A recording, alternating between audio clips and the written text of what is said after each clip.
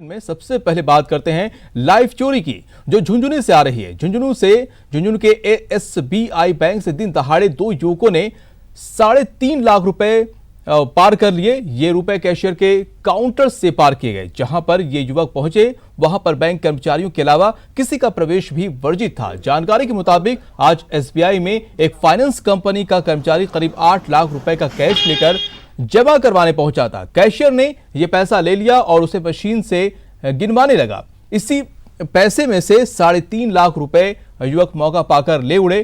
Police ने CCTV कैमरे के आधार पर दोनों अज्ञात आरोपियों की तलाश शुरू कर दी है। वहीं बैंक मैनेजर ने इस मामले में कोतवाली में मामला भी दर्ज करवा दिया है। थाने पर जरिए टेलीफोन इत्तला मिलेगी, साहू वाली कुएं के पास जो एसबीआई की जो ब्रांच है उसके अंदर से कोई अज्ञात व्यक्ति जो है पैसे लेके जो है फरार हुआ है। इस इत्तला पे हम साहू वाले कुएं में मैं जाते साथ वहाँ पहुँचे। वहाँ जाके मैनेजर साहब से, वहाँ के जो कैशियर है, जो भी जिसने पैसे जमा करवाए थे, उन सबसे बातचीत करी। उन्होंने बताया कि कोई अज्ञात व्यक्ति जो है वहाँ से तकरीबन 3.5 लाख रुपए लेके जो है फरार हुआ है, जिस पर जो है मुकदमा दर्ज किया जा चुका है। अनुसंधान। और अब चलते हैं अपने सहयोगी के पास और जानते हैं प्रदेश का हाल। बीकानेर शहर की ज्वलंत रेलवे फाटकों की समस्या के समाधान के लिए आज ऊर्जा मंत्री डॉक्टर बीडी कल्ला की अध्यक्षता में जिला प्रशासन के अधिकारी और रेलवे के अधिकारियों के साथ एक बैठक का आयोजन किया गया। रेलवे फाटकों की समस्या के समाधान को लेकर आज बैठक में रेल बाईपास, एलिवेटेड रोड और रेल टनल जैसे प्रस्तावों पर चर्चा की गई। मंत्री डॉक्टर बीडी कल्ला ने कहा कि रेलवे के विस्तार योजना में रेलवे ट्रैक का विद्युतीकरण और डबल ट्रैक प्रस्तावित हैं। ऐसी स्थिति में शहर से गुजरने वाले रेलवे ट्रैक कतई उपयोगी नहीं है। इस ट्रैक के आसपास मकानों को खतरा होने से जन धन की हानि भी हो सकती है। रेलवे फाटकों के कारण शहर का आमजन यातायात को लेकर लंबे समय से पीड़ित है। उन्होंने कहा कि पिछली सरकार ने इस दिशा में कोई काम नहीं किया, लेकिन उनकी सरकार रानी बाजार रेलवे क्रॉसिंग और लालगढ़ गुरुद्वारे के पास अंडरब्रिज का निर्माण शीघ्र प्रारंभ करेगी। वहीं उन्होंने कहा कि फाटकों की समस्या के समाधान के लिए सर्वे रिपोर्ट के आधार पर आगे की बैठक में आयोजन कर निर्णय लिया जाएगा। जयपुर के जिला कलेक्टर जगरूप सिंह यादव को गहलोत सरकार ने बड़ी राहत देते हुए पद का दुरुपयोग करने के मामले में अभियोजन स्वीकृति वापस ले ली है। यादव पर पद का दुरुपयोग करने का मामला चल रहा था। तत्कालीन एसडीएम सांबर रहते हुए यादव पर पद का दुरुपयोग करने के आरोप लगे थे। गहलोत सरकार द्वारा अभियोजन स्वीकृति वापस लेने के बाद अब जयपुर के जिला कलेक्टर जगरूप सिंह यादव के खिलाफ कोर्ट में मामला आगे नहीं बढ़ेगा। दरअसल तत्कालीन एसडीएम सांबर रहते हुए यादव के खिलाफ पद का दुरुपयोग करने का मामला दर्ज हुआ था। उनके खिलाफ एसीबी जांच पूरी कर अभियोजन स्वीकृति मांगी थी, जिसे तत्कालीन सरकार ने दे दी थी। लेकिन अब एसीबी की रिपोर्ट के आधार पर ही गहलोत सरकार ने अभियोजन स्वीकृति वापस लेकर जगरूप सिंह यादव को बड़ी राहत प्रदान की है। जयपुर के विकास का जिम्मा जयपुर विकास प्राधिकरण के कंधों पर है, लेकिन जयपुर विकास प्राधिकरण में इन दिनों अधिकारियों की कमी है। 18 जोन की जिम्मेदारी महज 5 आरएएस अधिकारी ही संभाल रहे हैं और इन सब के बीच जनता परेशान है। इन दिनों महज 5 आरएएस अधिकारी 18 जोन का जिम्मा संभाल रहे हैं। ऐसे में वो किसी भी जोन को पूरा समय नहीं दे पा रहे हैं और ऐसे में जनता परेशान हो रही है। आरएएस अधिकारी बीरबल सिंह के पास उपायुक्त जोन 1 एवं उपायुक्त जोन 13 का अतिरिक्त कार्य है। डॉक्टर प्रिया बलराम शर्मा के पास उपायुक्त जोन 2 एवं उपायुक्त जोन 3 व 6 का अतिरिक्त कार्य है। सुभाष मैरिया के पास उपायुक्त जोन 11 एवं उपायुक्त जोन 4 व 12 का अतिरिक्त कार्य है। अबू सुफियान चौहान के पास उपायुक्त जोन 14 एवं उपायुक्त जोन 7, 9, 10 का अतिरिक्त कार्य है। इसी तरीके से बलवंत सिंह लिगरी के पास उपायुक्त जोन पृथ्वीराज नगर दक्षिण प्रथम व द्वितीय एवं उपायुक्त जोन 5, 8 पृथ्वीराज नगर उत्तर प्रथम व द्वितीय का अतिरिक्त कार्य है। वहीं अंजू वर्मा अवकाश पर चल रही हैं, तो वहीं संजय शर्मा को किसी जोन की जिम्मेदारी नहीं दी गई है। ये हाल तो महज आरएएस अधिकारियों के हैं। उपनगर नियोजक और सहायक नगर नियोजक की भी जेडीए में काफी कमी है, जिसकी वजह से पिछले कुछ सालों से अर्बन प्लानर्स को जेडीए अनुबंध पर रखता है। कोटा नगर निगम में जन्म मृत्यु प्रमाण पत्र बनवाने का फर्जीवाड़ा हुआ उजागर। बीजेपी पार्षद ने सबूतों के साथ उपायुक्त को दी शिकायत। जल्द कार्रवाई नहीं होने पर एसीबी में शिकायत देने की दी चेतावनी। बीजेपी पार्षद ब्रजेश शर्मा नीटू ने कोटा नगर निगम में चल रहे बड़े फर्जीवाड़े को उजागर किया है, जिसमें जन्म होने के 13 साल बाद बनवाए गए जन्म प्रमाण पत्र में नियमों की न सिर्फ धज्जियां उड़ती नजर आ रही है, बल्कि नगर निगम के अधिकारी भी इस प्रमाण पत्र को देखकर हैरत में पड़ गए। मामला सामने आने के बाद जांच के आदेश दे दिए गए हैं। दरअसल वैसे तो नगर निगम में जन्म मृत्यु प्रमाण पत्र का पेंडिंग कामों का ढेर लगा है, लेकिन दलालों द्वारा साठगांठ कर सिर्फ एक ही दिन में 13 साल पहले जन्म हुए व्यक्ति का प्रमाण पत्र जारी कर दिया गया, जबकि निगम द्वारा जारी किए जाने वाले प्रमाण पत्र की प्रक्रिया के तहत अगर जन्म होने के 1 साल बाद जन्म प्रमाण पत्र बनवाया जाता है, उसके लिए बाकायदा फाइल निगम के अधिकारियों के साथ साथ तहसीलदार द्वारा प्रमाणित की जाती है। इसके बाद ही निगम जन्म प्रमाण पत्र जारी करता है। भीमगंज मंडी थाना पुलिस की बड़ी कार्रवाई। सरकारी नौकरी का जासा देकर लोगों के साथ ठगी की वारदात को अंजाम देने वाले फर्जी अधिकारी को किया गिरफ्तार। आरोपी भंवरलाल महावीर नगर थाने का है हिस्ट्री शीटर। भीमगंज मंडी थाना पुलिस ने आज बड़ी कार्रवाई करते हुए सरकारी नौकरी का जासा देकर लोगों के साथ ठगी की वारदात को अंजाम देने वाले फर्जी अधिकारी को गिरफ्तार किया है। आरोपी छबड़ा निवासी भंवरलाल महावीर नगर थाने का हिस्ट्री शीटर है और अब तक 1 दर्जन वारदात करना कबूल कर चुका है। आरोपी अपने आप को सरकारी विभागों का बड़ा ऑफिसर बताकर विश्वास जीतने के लिए लोगों को सर्किट हाउस और कलेक्ट्रेट के आसपास बुलाता और ठगी की वारदात को अंजाम देता। आरोपी के खिलाफ करीब 2.5 दर्जन मामले पहले से ही दर्ज हैं। आरोपी बूंदी में अपने आप को जज का पीए बताकर 2.5 लाख रुपए उड़ाने की वारदात को अंजाम दे चुका है। आरोपी सरकारी नौकरी से निकाला हुआ है और पुलिस को आरोपी से कई और वारदातों का खुलासा होने की उम्मीद है। कुख्यात डकैत जगन गुर्जर के द्वारा मासलपुर क्षेत्र के 2 गांवों में फायरिंग की घटना के बाद खाद्य आपूर्ति मंत्री रमेश मीणा पीड़ित के घर पहुंचे और उन्हें सुरक्षा का भरोसा दिलाया। इस दौरान करौली के पूर्व विधायक दर्शन सिंह गुर्जर उनके साथ मौजूद रहे। मंत्री रमेश मीणा ने केशपुरा और फादलपुर गांव पहुंचकर डकैत गिरोह की पिटाई से चोटिल व आहत लोगों से घटनाक्रम की जानकारी ली। पीड़ितों ने बताया कि डकैत जगन गुर्जर और उनके साथी बदमाशों ने फायरिंग कर भयभीत कर दिया। इस दौरान बंदूक के बटों से पिटाई भी की। ग्रामीणों ने कहा कि डकैतों की वारदात से वे भय के साए में जी रहे हैं। मंत्री रमेश मीणा ने ग्रामीणों को पूर्ण सुरक्षा का भरोसा दिलाया। साथ ही कहा कि वे इस बारे में मुख्यमंत्री, गृह मंत्री और पुलिस महानिदेशक से वार्ता करेंगे। साथ ही ग्रामीणों को पूरी तरह सुरक्षा मुहैया कराई जाएगी। डूंगरपुर जिले के थाना गांव में बीती रात ग्राम पंचायत में लगे भामाशाह एटीएम मशीन को चोरों ने अपना निशाना बनाया। चोरों ने एटीएम मशीन को तो तोड़ दिया, लेकिन कैश लॉकर नहीं टूटने से चोर कैश ले जाने में नाकाम रहे। पुलिस के अनुसार थाना ग्राम पंचायत में एयू बैंक ने भामाशाह एटीएम मशीन लगा रखी है। बीती रात चोर पंचायत भवन की खिड़की तोड़कर अंदर घुसे और एटीएम मशीन को तोड़ दिया, लेकिन एटीएम मशीन के कैश लॉकर को चोर नहीं तोड़ पाए, जिससे कैश बच गया। इधर सुबह जब ग्राम पंचायत के कार्मिक पंचायत पहुंचे तो एटीएम मशीन टूटा हुआ मिला, जिस पर कार्मिकों ने मामले की जानकारी सरपंच, पुलिस और एयू बैंक के अधिकारियों को दी। सूचना पर कोतवाली पुलिस और बैंक की टीम मौके पर पहुंची और मामले की जानकारी ली। इधर मशीन में कैश कितना था इसकी जानकारी नहीं मिल पाई है। फिलहाल पुलिस मामले की जाँच कर रही है। भीलवाड़ा में चोरों ने रात्रि पुलिस गश्त व्यवस्था की खोली पोल। पुलिस कंट्रोल रूम से महज 100 मीटर की दूरी पर 3 दुकानों को बनाया निशाना। एक बड़े शोरूम से 4.5 लाख की नकदी और सामान चुराया। बीती रात को भीलवाड़ा में सिटी कंट्रोल रूम से मात्र 100 मीटर की दूरी पर एक शोरूम सहित 3 दुकानों में घुसकर चोरों ने लाखों रुपए की नकदी, सोने चांदी के सिक्के और माल पर हाथ साफ कर लिया। स्टूडेंट वर्ल्ड शोरूम के मालिक विशाल मेघनानी ने कहा कि देर रात्रि को चोरों ने छत के रास्ते से दुकान में प्रवेश किया। उन्होंने कैश काउंटर से 3,50,000 रुपए की नकदी निकाली। इसके साथ ही ग्राहकों को उपहार के रूप में दिए जाने वाले चांदी और सोने के सिक्के भी चुरा लिए। यही नहीं, चोरों ने 2 दुकानों में भी ऊपर से प्रवेश कर कई कीमती सामान चुराया है। श्री गंगानगर जिले में आज एक बार फिर रफ्तार का कहर देखने को मिला। श्री गंगानगर जिले के श्री करणपुर में ट्रैक्टर ट्रॉली और बाइक के आमने सामने की भिड़ंत में दादी पोते सहित एक अन्य महिला की हुई दर्दनाक मौत। हादसे में 3 लोगों की दर्दनाक मौत के बाद मचा कोहराम। दरअसल श्री करणपुर थाना क्षेत्र के मांझीवाला निवासी 20 वर्षीय सुनील बिश्नोई अपनी 70 वर्षीय दादी मंगली देवी को श्रीकरण अस्पताल में दिखाकर अपने गांव मांझीवाला लौट रहा था कि रास्ते में उसने सेक्सर पाल की अपनी परिचित 40 वर्षीय सुमन बिश्नोई को भी बाइक पर बैठा लिया। तीनों बाइक पर सवार होकर श्री करणपुर से निकले ही थे कि रडेवाला रोड पर सामने से आ रही लकड़ियों से भरी ट्रैक्टर ट्रॉली से जा टकराए। टक्कर इतनी जोरदार थी कि तीनों की ही मौके पर दर्दनाक मौत हो गई। हादसे की सूचना पर मृतकों के परिजन पहुंचे, जहां उनका रो रोकर बुरा हाल हो गया। पुलिस ने तीनों मृतकों के शवों का पोस्टमार्टम करवा सब परिजनों को सौंप दिया है और मामले की जांच शुरू कर दी है।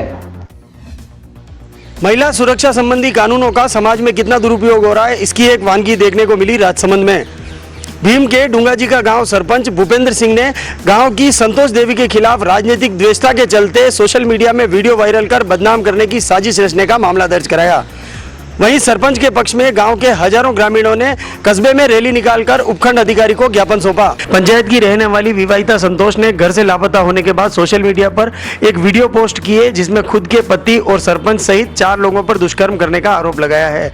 सोशल मीडिया में यह वीडियो वायरल होने के बाद सैकड़ों पंचायत वासियों ने आक्रोश जताते हुए भीम में जुलूस निकाला और उपखंड अधिकारी को ज्ञापन सौंपकर महिला को झूठा बताते हुए महिला के खिलाफ सख्त कार्रवाई की मांग की है।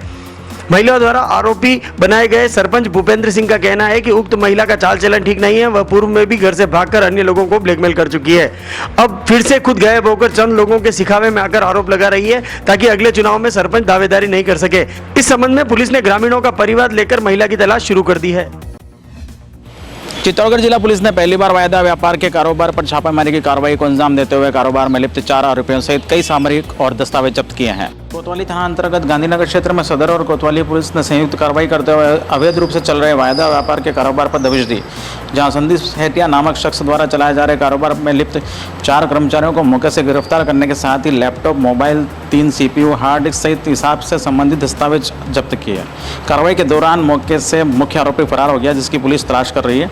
पुलिस ने सिक्योरिटी कॉन्ट्रैक्ट रेगुलेशन, धोखाधड़ी सहित अन्य धाराओं में मामला दर्ज कर अनुसंधान प्रारंभ कर दिया। मौके से मिले दस्तावेजों के आधार पर करोड़ों का हिसाब सामने आ सकता है। पुलिस द्वारा जिले में पहली बार इस तरह की कार्रवाई को अंजाम दिया गया है। दौसा जिला अस्पताल में मरीजों का हंगामा।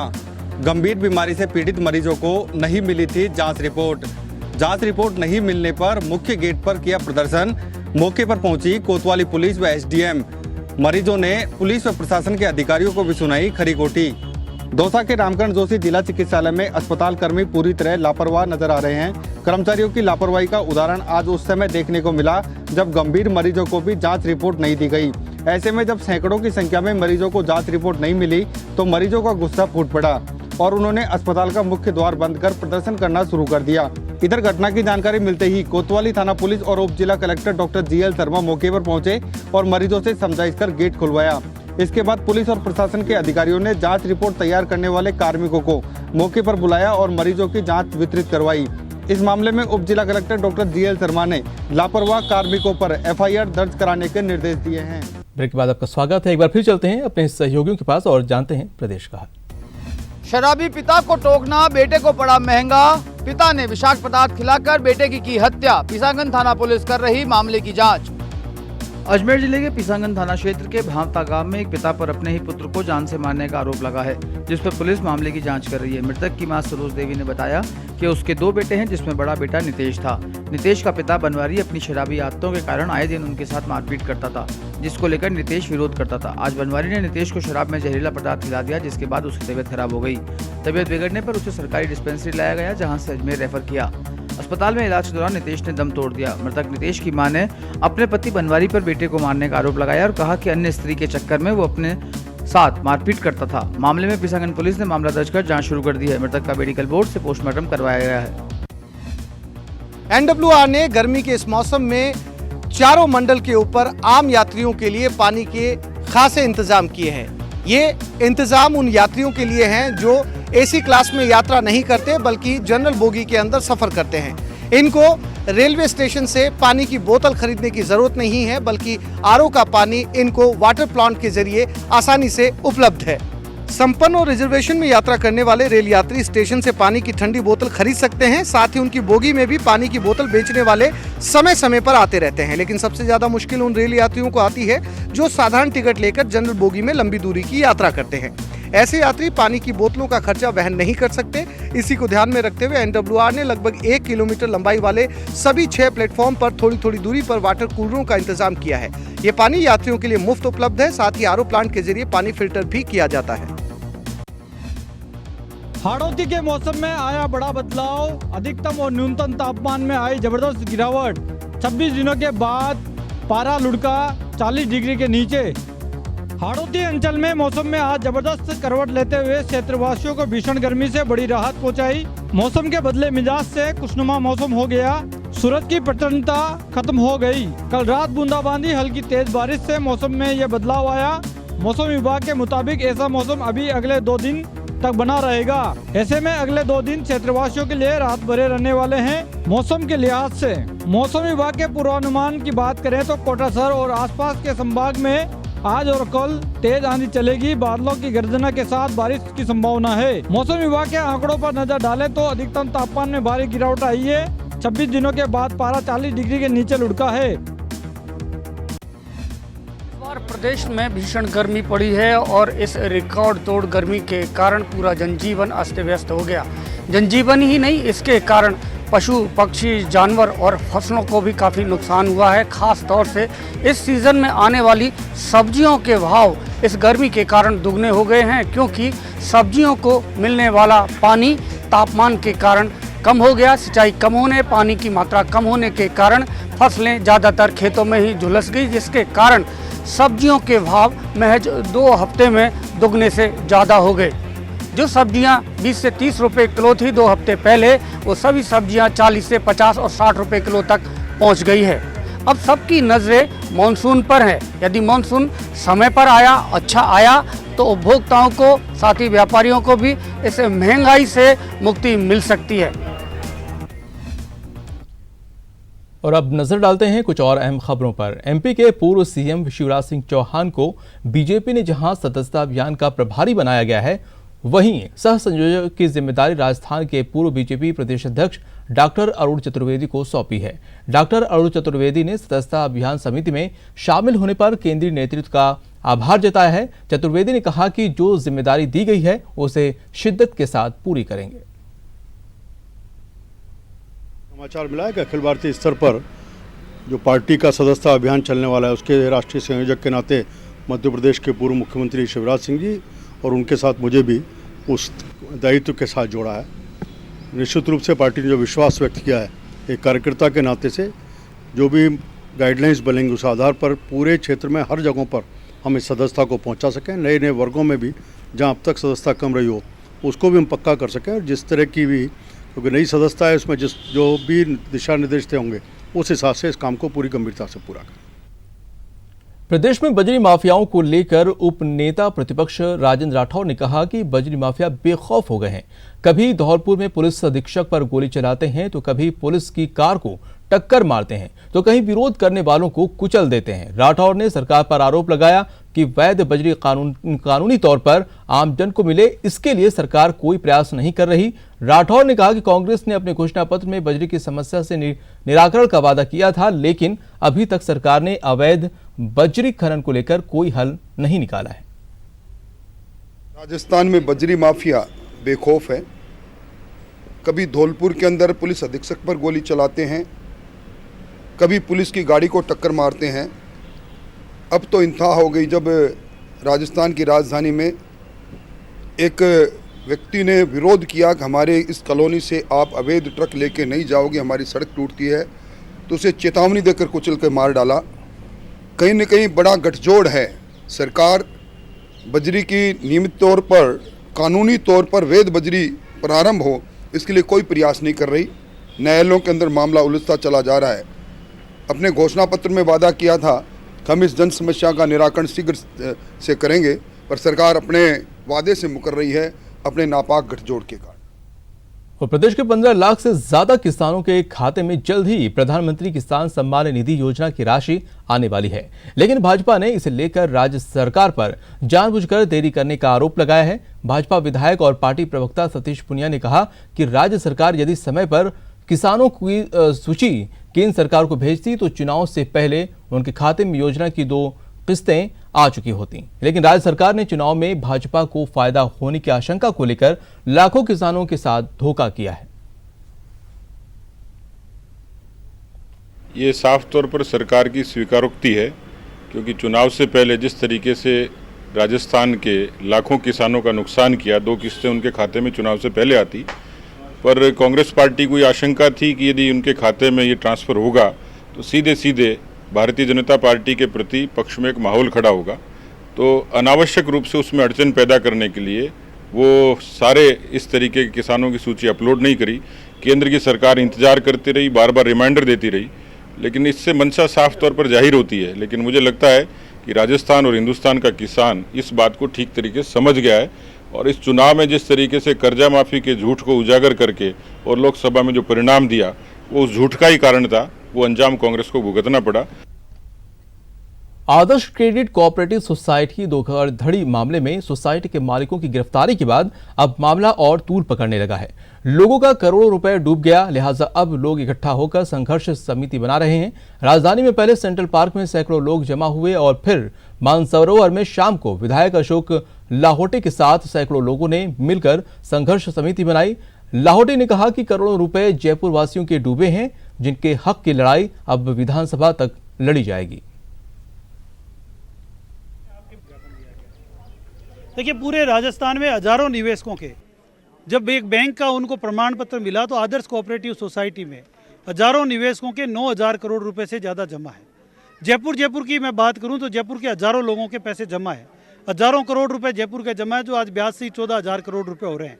और आज जो यहाँ पर देखा, किसी ने पोंछा लगाकर, किसी ने घर का काम करके, बर्तन साफ करके, अपने स्कूल की पढ़ाई की फीस को, अपने पेंशन को इन लोगों को ने जमा करवाया है और वो पैसा आज लाखों रुपए में हो गया। और आज बैंक से या सरकार की तरफ से इनके पैसे लौटाने का आज तक कोई फूल प्रूफ प्लान नहीं बना है, कोई इनकी सरकार की कानों पर जू नहीं रेंगी है। तो आज हम सरकार से यही मांग करेंगे और सदन से लेकर, सड़क से लेकर सदन तक, जहाँ पर भी जरूरत होगी इसके लिए आंदोलन भी करेंगे, संघर्ष भी करेंगे और इन लोगों को अपना पैसा मिले उसके लिए हम वचनबद्ध रूप से इनकी मदद करने के लिए इस आंदोलन को आगे बढ़ाएंगे।